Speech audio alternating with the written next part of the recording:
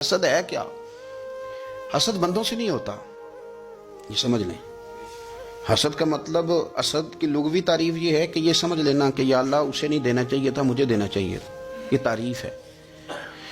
تو حسد ہوتا کس سے ہے؟ حسد دراصل بندے پہ نہیں کیا جاتا۔ حسد کا معنی یہ ہے کہ آپ اللہ کی تقسیم پر اعتراض کر رہے ہیں۔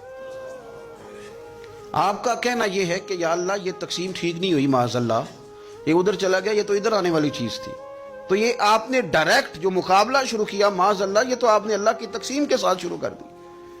تو پھر دل میں بگاڑ آتا ہے، پھر انسان ٹوٹ پھوٹ کا شکار ہوتا ہے، پھر وہ کمزور پڑ جاتا ہے، پھر وہ ایسی باتیں کرتا ہے جو اس کے منصب کے مطابق نہیں ہوتی، کچی بات کرتا ہے، کمزور بات۔ اللہ بہتر جانتے ہیں کون سی چیز اس نے کہاں رکھنی ہے۔ رب کی حکمت پر اور اس کی دی ہوئی توفیق پر راضی رہنا ایمان کا تقاضا ہے، لیکن ہمیں تو چاہیے تقسیم اپنی مرضی کی۔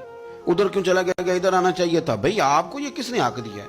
مالک نے جو چاہا، جب چاہا، جہاں چاہا اپنے فضل سے عطا فرمایا۔ حسد، اور پھر اس کے اگر کوئی حسد نہیں کرتا تو لالچ شروع کر دیتا ہے۔ وہ کہتا ہے کہ یہ جو اس کا مال ہے اس میں میرا بھی حق تھا، یہ تو مجھے ملنا چاہیے تھا۔ آپ یقین کریں کہ بندے بندوں سے کم پیار کرتے ہیں، جیبوں سے زیادہ پیار کرتے ہیں۔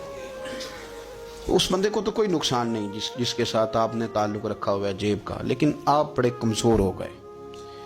آپ جب لالچ کر لیا، نفسانیت میں آ گئے تو آپ کمزور پڑ گئے۔ آپ نے کیا آپ کا کیا خیال تھا کہ رب کی بارگاہ سے کوئی کم ملنے والا تھا جو بندوں پہ اتنی توجہ کر لی؟ او یار ادھر دیکھ، میری بات سن۔ او بھائی، وہ تیرا میرا رب ہے، یہ ہو سکتا ہے کہ امیروں کو دے دے اور تیرے جیسے میرے جیسے غریبوں کو وہ بھول جائے؟ یہ ہو سکتا ہے؟ تو کیوں لوگوں کی جیبوں پہ توجہ، لوگوں کی جیبوں پہ نظریں، فلانے کے پاس آ گیا تو میں رہ گیا، کس لیے؟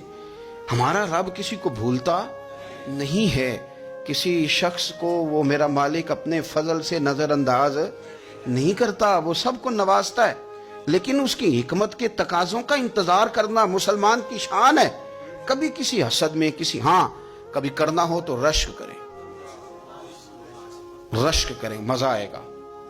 اور یہ رشک کرنے کا رشک کا معنی کیا ہے؟ حسد کا معنی یا اللہ اسے نہیں دینا چاہیے تھا، مجھے دینا چاہیے تھا، اور رشک کا معنی یا اللہ تو نے دیا ہے، کیا بات ہے، اسے دیا تو کیا بات۔ اگر تو نے دیا تو مالک جچا بھی ہے، اگر تو نے دیا ہے تو نظر بھی آیا ہے، اگر تو نے دیا ہے تو پھر کیا بات ہے، کمال ہو گئی، وہ نظر آ رہا ہے۔ اور یا اللہ اسے دیا ہے تو میں بھی تیرا بندہ ہوں، اسے بھی اور دے اور مجھے بھی عطا فرما۔ یہ رشک ہے۔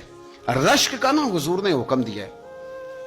معاشرے میں حسد پرموٹ ہوا ہے، اگر کبھی رشک پرموٹ ہوتا تو عزتیں بڑھ جاتی، محبتیں بڑھ جاتی، خلوص میں اضافہ ہوتا، لوگ ایک دوسرے کے قریب آتے۔